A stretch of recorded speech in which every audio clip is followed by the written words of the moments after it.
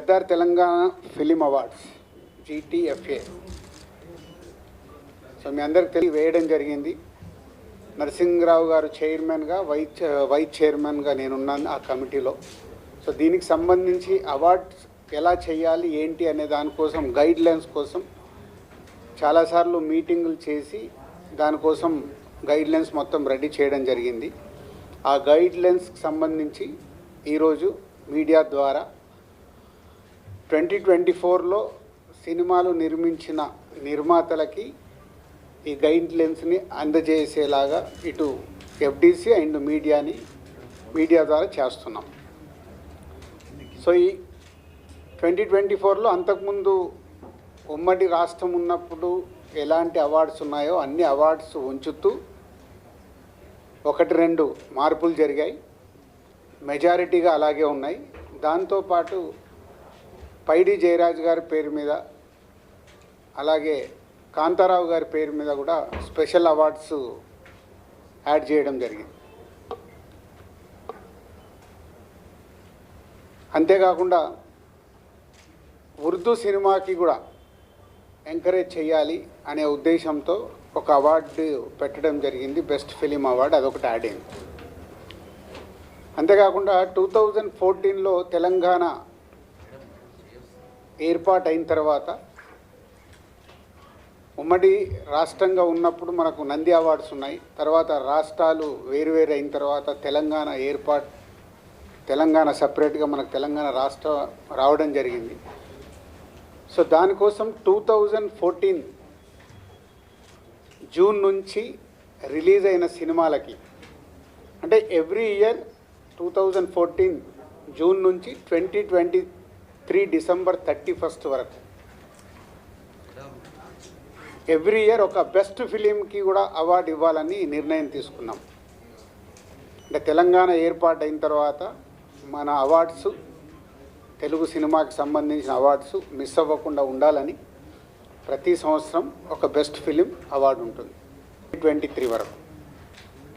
అలా 2024 ఇందాక మీకు చెప్పినట్టు అవార్డ్స్ అన్నీ పాత రోజుల్లాగా ఎలా అయితే ఉన్నాయో కొన్ని మార్పులు చేర్పులతో ఫైనల్ చేయడం జరిగింది. ఆ గైడ్ లైన్స్ మీకు ఇప్పుడు మీడియాకు అందజేయడం జరుగుద్ది.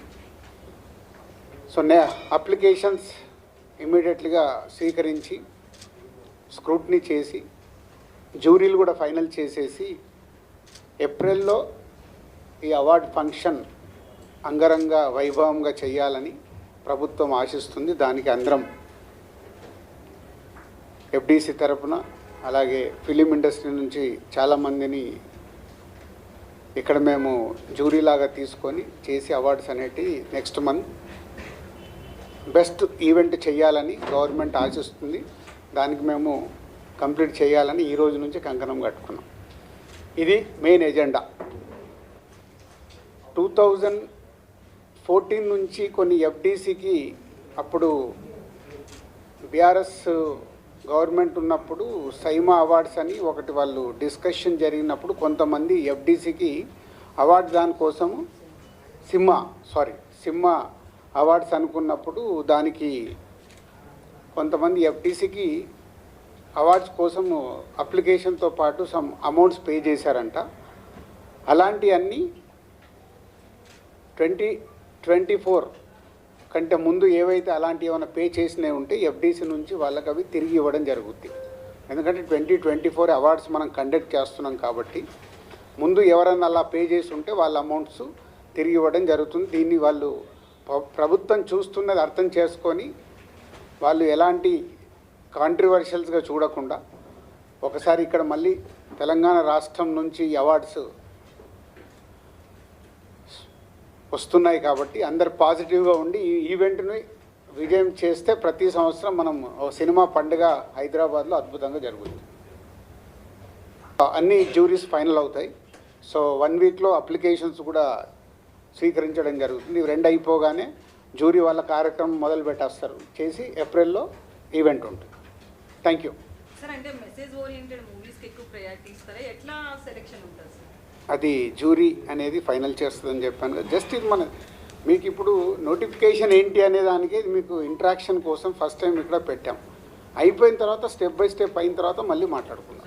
అయితే ఇక్కడ ప్రాంతాల మీరు అదే అంటున్నాం, మొదటి స్టెప్లోనే రకరకాల ఆలోచనలు ఎందుకు? ఒకసారి ఇది ఫస్ట్ టైం చేస్తున్నప్పుడు దాన్ని సక్సెస్ఫుల్ అయిందనుకో ఎవ్రీ ఇయర్ మనం ఇంకా దాన్ని అద్భుతంగా ఎలా చేయాలని ప్రయత్నం చేయాలి.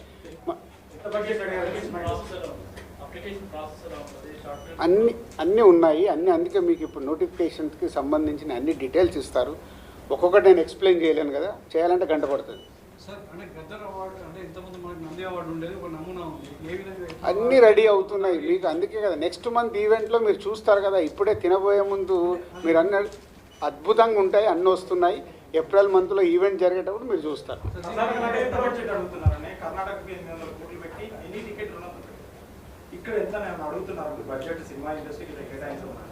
అప్పుడే ఇంకంత దూరం వెళ్ళలేదు. సీఎం గారికి ఒకటే విజన్, లాస్ట్ టైం నేను చెప్పాను కదా, హైదరాబాద్ని ఇంటర్నేషనల్ హబ్ చేయడాలంటే ఏం చేస్తావు? దిల్ రాజు గారు నాకు ఒక ప్రపోజల్ ఇవ్వని అన్నాడు. అంటే నాకు సినిమా ఇండస్ట్రీ మీద అవగాహన ఉంది కాబట్టి ఇంటర్నేషనల్ హబ్ కావాలి అంటే మొన్నే మా ఎండి గారితో మేము అందరం కూర్చోవడం జరిగింది. అంతా రెడీ చేస్తున్నాం. ఈ ఈవెంట్ అయిపోనే దాని మీదకి వెళ్తాం. అవునా, ఇచ్చినప్పుడు మాట్లాడదాం. ఎందుకు దాని గురించి? అవార్డ్స్ అనేది ఎవరైనా ఇవ్వచ్చు, అది గవర్నమెంట్కి పోటీగానే అండర్లైన్ చేయడం బాగాలేదు.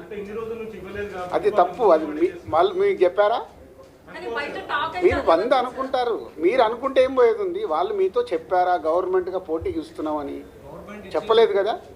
గవర్నమెంట్ అనౌన్స్ చేసింది, రేపు ఆటోమేటిక్గా ఈవెంట్ జరుగుద్ది. ఈవెంట్ జరిగినప్పుడు ఒక అద్భుతమైన ఈవెంట్ జరుగుతుంటే పోటీ ఎందుకు అవుతుంది? వేస్ట్. అందరు అనుకూలంగానే ఉంటారు. మీరు లేనిపోయిన కాంట్రవర్షియల్, మీకు ఏమైనా స్పైసీ కావాలా ఏంటి? ఎందుకు రారు? గవర్నమెంట్ అనేది అవార్డ్స్ ఇస్తున్నప్పుడు ఎవరైనా వస్తారు, స్వీకరిస్తారు. హిస్టరీ అది. గవర్నమెంట్ ఇచ్చే అవార్డు అనేది స్పెషల్ అవార్డు. అది ప్రచారం మీ దగ్గర జరిగిందేమో, మీకు కావాలి కదా. అది మనం ఏ పని చేసినా 51% పాజిటివ్ ఉంటే చాలు. 49% నెగిటివ్ మాట్లాడే వాళ్ళు ఎలాగో ఉంటారు. 51 ఉన్నారా లేదా మీకు కావాల్సిన కౌంటింగ్ పెట్టుకోండి. గవర్నమెంట్ అవార్డ్స్ ఇస్తుంది ఏంటి మీరు రిప్లై అని. 51 వస్తే మనం సక్సెస్. Thank you. ప్రపంచంలో ఏ మూల ఏ క్షణం ఏం జరుగుతుందో వేగంగా తెలుసుకోవడానికి తొలి వెలుగు వాట్సాప్ ఛానల్ని ఫాలో చేయండి.